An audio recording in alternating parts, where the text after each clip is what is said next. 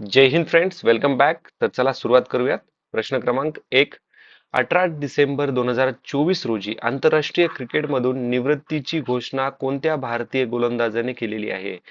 Which Indian bowler announce retirement from international cricket on 18 December 2024? तर याचं उत्तर आहे ऑप्शन नंबर बी, आर अश्विन यांनी. आर अश्विन यांना 2025 मध्ये पद्मश्री अवॉर्ड मिळालेला आहे आणि 2015 मध्ये त्यांना अर्जुन अवॉर्ड पण मिळालेला आहे. ठीक आहे. आता एक लक्षात ठेवा, अनिल कुंबळे यांनी कसोटीमध्ये सर्वात जास्त विकेट्स घेतलेल्या आहेत आणि आर अश्विन यांनी सेकंड नंबरला सर्वात जास्त विकेट्स घेतलेल्या आहेत. कशामध्ये? कसोटीमध्ये. ठीक आहे. टेस्ट मॅच मध्ये सर्वात जास्त कोणी घेतलेले आहेत? अनिल कुंबळे यांनी. आणि 106 कसोटीमध्ये आर अश्विन यांनी 2 नंबरला सर्वात जास्त विकेट घेतलेले आहेत, 537. ओके. पुढचा प्रश्न आहे, दोहा येथे झालेल्या आशियाई स्नूकर स्पर्धेत 14वे विजेतेपद कोणी पटकावले? Who won his 14th Asian snooker title in Doha? तर याचं उत्तर आहे ऑप्शन नंबर बी, पंकज अडवाणी यांनी. ठीक आहे. आमिर सारखोश हे अंतिम सामन्यात पराभव झालेले आहेत, म्हणजे हे रनरअप ठरलेले आहेत. Shikhar Dhawan ICC champions trophy 2025 मधले राजदूत आहेत. आता पंकज अडवाणी यांनी 5 आशियाई स्नूकर आणि 9 आशियाई बिलियार्ड्स विजेतेपद आहेत त्यांच्याकडे. ठीक आहे. पुढचा प्रश्न पाहूयात. WPL म्हणजे विमेन प्रीमियर लीग मध्ये पदार्पण करणारी सर्वात तरुण खेळाडू कोण ठरली? तर सर्वात तरुण खेळाडू ठरलेली आहे ऑप्शन नंबर बी, जी कमलिनी. ठीक आहे. जी कमलिनी. आता बाकीच्या ऑप्शन मध्ये एवढंच लक्षात ठेवायचं आहे, जोहेरी अख्तर ह्या बांगलादेशच्या विमेन क्रिकेटर आहेत ज्यांना आयसीसी ने 5 वर्षाची बंदी घातलेली आहे. ओके, 5 वर्षाची बंदी घातलेली आहे.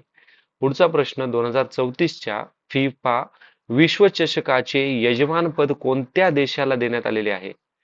Which country was confirm as host of 2034? ठीक आहे. 2034चा फिफा कुठे होणार आहे असं आपल्याला विचारलं गेलेलं आहे. तर लक्षात ठेवा, कतरने 2024 होस्ट केलेला आहे आणि 2034 मध्ये होस्ट करणार आहे सौदी अरेबिया. ठीक आहे. Saudi Arabia. आता 2030चा कोण होस्ट करणार आहे? तर स्पेन आणि अर्जेंटिना 2030चा फिफा होस्ट करणार आहेत. ओके, तर हे तिन्ही पण गोष्टी लक्षात ठेवा. पुढचा प्रश्न आहे, जेनिक सिन्नर. आता जेनिक सिन्नर हे फेमस टेनिस प्लेयर आहेत. यांना वाडाकडून किती कालावधीची बंदी स्वीकारावी लागली आहे? तर 3 महिन्याची बंदी स्वीकारावी लागलेली आहे जेनिक सिन्नर यांना. ठीक आहे. आणि 5 वर्षाची शोहेरी अख्तर, ज्या की बांगलादेशच्या विमेन क्रिकेटर आहेत. ओके. पुढचा प्रश्न, 2024 मध्ये सर्वाधिक कमाई करणारा खेळाडू कोण ठरला? तर 2024 मध्ये सर्वाधिक कमाई करणारा खेळाडू ठरलेला आहे option number C, Cristiano Ronaldo. आणि 2 नंबरला आहे स्टीफन करी. ओके, कोण आहे 2 नंबरला? स्टीफन करी. नेक्स्ट प्रश्न आहे, आयसीसी कडून 5 वर्षाची बंदी कोणत्या महिला क्रिकेटपटूला मिळालेली आहे?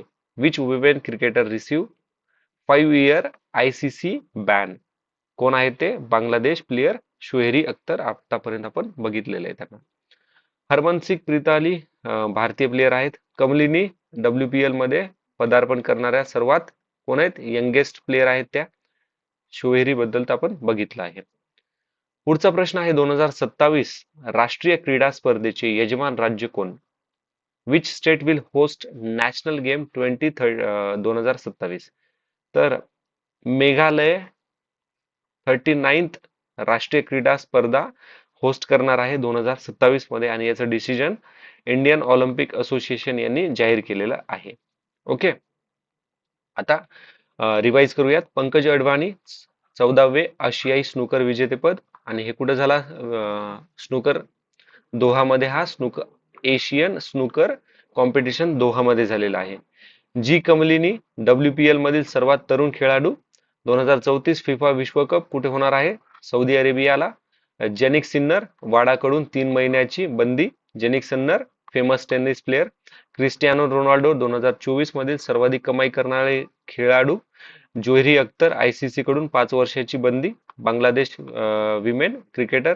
राष्ट्रीय क्रीडा स्पर्धा 2027 मेघालय यजमान राज्य. ओके. पुढचा प्रश्न आहे फिफा द बेस्ट 2024 पुरस्कारात सर्वोत्तम पुरुष खेळाडू म्हणून कोणाची निवड झालेली आहे? Who won the best men's player award at FIFA the best award 2024? तर हे कोणाला अवॉर्ड मिळालेला आहे? ठीक आहे. फिफा 2024 मध्ये कुठे झालेला आहे?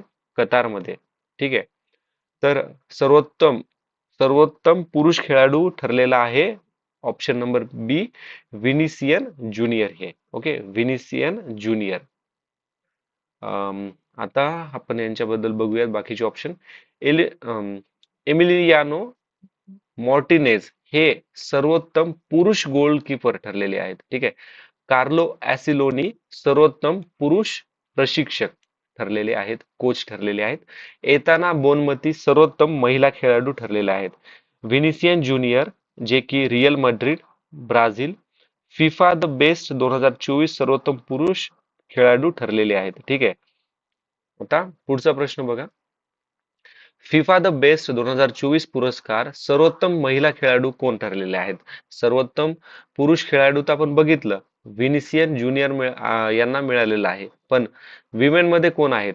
तर विमेन मध्ये आहेत Aitana Bonmati. Option B is the correct answer. ठीक आहे, एताना बोनमती. आता बाकीचे ऑप्शन आपण पाहूयात. अलिसा नेहर यांना सर्वोत्तम महिला गोलकीपर अवॉर्ड मिळालेला आहे.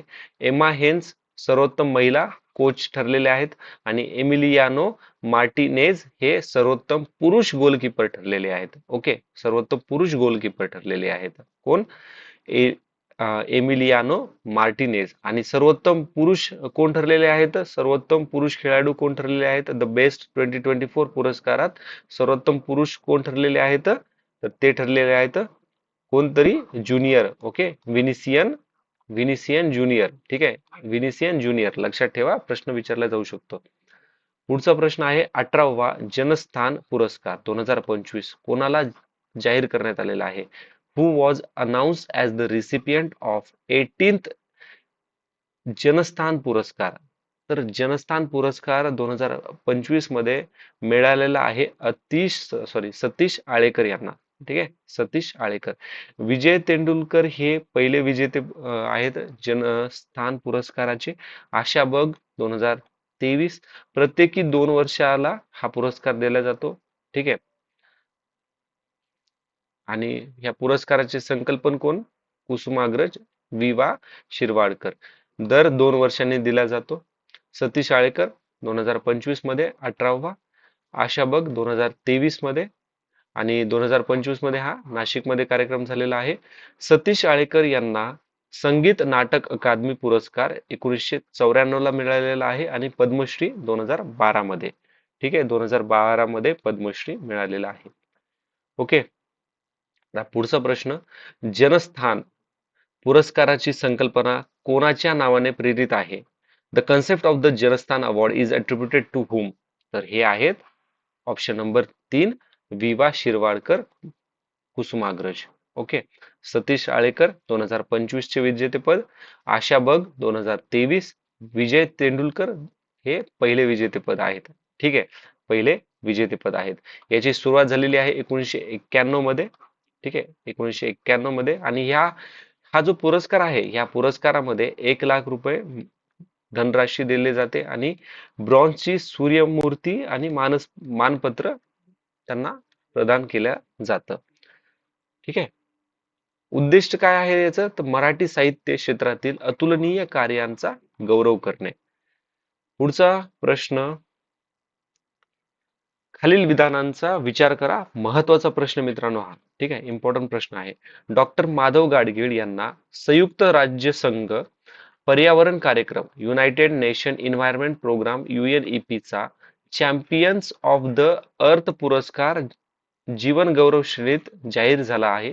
2024 मधील पुरस्कार प्राप्त मान्यवरांमध्ये डॉक्टर गाडगीळ हे एकमेव भारतीय आहेत. आता लक्षात ठेवा, यांनी ह्या 2024 मध्ये जे पुरस्कार मान्यवर आहेत ना, त्यांच्यामधील एकमेव भारतीय विचारले बघा. आतापर्यंतचे एकमेव भारतीय नाही विचारलं त्यांनी. फक्त 2024च्या अवॉर्ड मधले विचारले. चॅम्पियन्स ऑफ द अर्थ हा पुरस्कार राष्ट्रांचा सर्वोच्च संयुक्त राष्ट्रांचा सर्वोच्च पर्यावरण सन्मान आहे.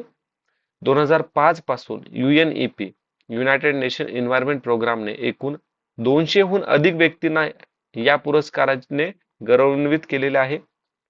ठीक आहे. आता एकदा इंग्लिश मध्ये पाहूयात. Doctor Madhav Gadgil has been selected for UNEP चा Champions of the Earth award lifetime achievement कॅटेगरीमध्ये. ओनली भारतीय आहेत 2024 मध्ये ज्यांना अवॉर्ड मिळालेला आहे. चॅम्पियन्स ऑफ द अर्थ हा highest environment honour of United Nation आणि 2005 पासून हे 200 इंडिव्हिज्युअल्सला दिलेला आहे. तर बघा याच्यामध्ये फर्स्ट, सेकंड आणि थर्ड हे 3 विधान बरोबर आहेत. चौथ्या विधानामध्ये 200हून अधिक नाहीये तर 122 प्लस. ठीक आहे, 122हून अधिक व्यक्तींना दिलेला आहे अवॉर्ड. ओके. डॉक्टर गाडगीळ, आता हा मुद्दा लक्षात ठेवा, स्टॅटिक पार्ट मध्ये विचारला जाऊ शकतो. डॉक्टर गाडगीळ यांनी पश्चिम घाट वेस्टर्न घाट मध्ये जैवविविधता तज्ञ समितीचे अध्यक्ष म्हणून काम केलेले आहे. हा जो पुरस्कार UNEP देतो त्याचं उद्दिष्ट आहे की मानव व पृथ्वीच्या संरक्षणासाठी कार्य करणाऱ्या प्रेरणादायी नेतृत्वांचा गौरव करणे. आता इथे बाकीचे विजेतेपद आहेत. ठीक आहे, जसे की सोनिया गुज्जार ह्या ब्राझीलच्या आहेत. ओके. पॉलिसी लिडरशिप मध्ये ॲमी बॉवर्स यांना इन्स्पिरेशन अँड ऍक्शन अमेरिकेच्या आहेत ह्या. आणि पॉन गॅब्रिएल पॉन हे रोमानियाचे आहेत. यांना पण इन्स्पिरेशन अँड ऍक्शन मध्ये मिळालेलं आहे. लू की China science and innovation. Caecum इजिप्तचे आहेत हे एंटरप्रेन्योरशिप विजन मध्ये अवॉर्ड मिळालेला आहे. ठीक आहे. पुढचा प्रश्न आहे 45वी प्रगती बैठक कोणाच्या अध्यक्षतेखाली घेण्यात आलेली आहे? हु chair the 45th Pragati meeting? Pragati stand for proactive governance and timely implementation. तर याचे अध्यक्ष होते पंतप्रधान Narendra Modi. Option B is the correct answer. ठीक आहे. आता एक लक्षात ठेवा, ही बैठक केंद्र व राज्यामधील ICT आधारित बहुपद्धतीय व्यासपीठावरून घेतली जाते. ठीक आहे, हा महत्वाचा आहे. 25 मार्च 2015 मध्ये याची सुरुवात झालेली आहे. ठीक आहे, कारण की ह्या स्कीमला 10 वर्ष झालेले आहेत. आपल्याला डेट पण विचारल्या जाऊ शकते. पुढचा प्रश्न आहे 2023-24 मध्ये सॉफ्टवेअर निर्यातीत देशात कोणते शहर अव्वल ठरले आहे? Which city rank first in software export in 2023-24? तर हे ठरलेले आहेत बंगळुरू. Pune third, Hyderabad second. ठीक आहे, पुणे थर्ड आहेत आणि हैदराबाद सेकंड रँक वरती आहेत. ठीक आहे, इथे पूर्ण एक्सप्लेनेशन आहे. हा मुद्दा लक्षात ठेवायचा आहे. 1990 मध्ये पुण्यात पहिले सॉफ्टवेअर टेक्नॉलॉजी पार्क, ज्याला राजीव गांधी इन्फोटेक पार्क असं पण म्हणलं जातं, ते सुरू करण्यात आलेलं आहे. पुढचा प्रश्न आहे 23 डिसेंबर 2024 रोजी कोणत्या दोन कंपन्यांनी मर्जर चा MOU साइन केलेला आहे? तर तो आहे होंडा आणि Nissan. Option B is the correct answer. Okay. पंतप्रधान सूर्य घर मुक्त बिजली योजना अंतर्गत छतावरील सौर स्थापनेत कोणते राज्य प्रथम क्रमांकावर आहेत? Which state rank first in rooftop solar installation under the PM सूर्य घर मुफ्त बिजली योजना? महत्वाचा प्रश्न आहे आणि याच्यामध्ये टॉप केलेला आहे गुजरात आणि 2 नंबरला आहे महाराष्ट्र, 3 नंबरला आहे उत्तर प्रदेश. ठीक आहे. पुढचा प्रश्न, हु अनव्हील इंडियाज ग्रीन स्टील टॅक्सॉनॉमी? तर ग्रीन स्टील टॅक्सॉनॉमी कोणी अनावरण केलेलं आहे? ठीक आहे, भारताने जाहीर केलेल्या ग्रीन स्टील टॅक्सॉनॉमीचे अनुकरण कोणी केलेले आहेत? ओके, तर ग्रीन स्टील टॅक्सॉनॉमीचे अनुकरण केलेले आहेत HD कुमारस्वामी यांनी. ओके, HD कुमारस्वामी यांनी जाहीर केलेलं आहे. काय जाहीर केलेलं आहे? India's green steel taxonomy. India's green steel taxonomy. Okay. आता ग्रीन स्टील टॅक्सॉनॉमी नेमकं करतं काय? तर ग्रीन स्टील टेक्सॉनॉमी जगातील पहिली अशी हे आहे ऑर्गनायझेशन आहे ज्यामध्ये स्टील क्षेत्राच्या डिकार्बनायझेशन वरती काम केलं जातं. ओके, अनावरण कोणी केलेलं आहे? एच डी कुमारस्वामी, जे की केंद्रीय पोलाद व अवघड उद्योग मंत्री आहेत. आणि स्थळ कुठे होतं? विज्ञान भवन दिल्ली या ठिकाणी. ओके, तर हा कन्सेप्ट लक्षात ठेवा. India launch world's first green steel taxonomy. Okay, India launch world's first green steel taxonomy. India launch world's first green steel taxonomy. Okay, आणि ग्रीन स्टील टेक्सॉनॉमीचं काम काय आहे? तर स्टील क्षेत्रामधील डिकार्बनायझेशन. ओके ओके, पीएम मोदी यांनी प्रगती मीटिंगचे चेअरमनशिप त्यांनी हे केलेली होती. 45th एडिशन होतं ते. बाकीच आता पुढचा प्रश्न बघूयात. जीआय टॅग वरती आहे. घरचोला साडीला जीआय टॅग मिळालेला आहे, तर ही साडी कोणत्या राज्याशी बिलॉंग करते? तर घरचोला हे गुजरात मधली आहे आणि हे गुजरात मधील 27वा जीआय टॅग ठरलेला आहे. ठीक आहे, 27 जीआय टॅग हे गुजरातला आतापर्यंत मिळालेलं आहे. आणि घरचोला साडी हे की त्यांच्यातलं पारंपरिक वस्त्र आहे, त्याला 27वा जीआय टॅग मिळालेला आहे. ओके, प्रगती व्यासपीठाची सुरुवात कोणत्या वर्षी झालेली आहे? मी म्हटलं होतं हा सर्वात महत्वाचा प्रश्न आहे आणि 2015 मध्ये. याची तारीख पण लक्षात ठेवा, 25 मार्च. ठीक आहे, 25 मार्च 2015 मध्ये प्रगती व्यासपीठाची सुरुवात झालेली आहे. ठीक आहे, 45th एडिशनचे अध्यक्ष प्राईम मिनिस्टर नरेंद्र मोदी. ठीक आहे, आता क्विकली रिकॉल करूयात एकदा. प्रगती बैठक 45th प्रगती बैठक 26 डिसेंबर 2025 रोजी. अध्यक्ष कोण होते? पंतप्रधान नरेंद्र मोदी. प्रगती लॉन्च केव्हा झाली? 25 मार्च 2015 मध्ये. घरचोला जीआय टॅग हे कोणत्या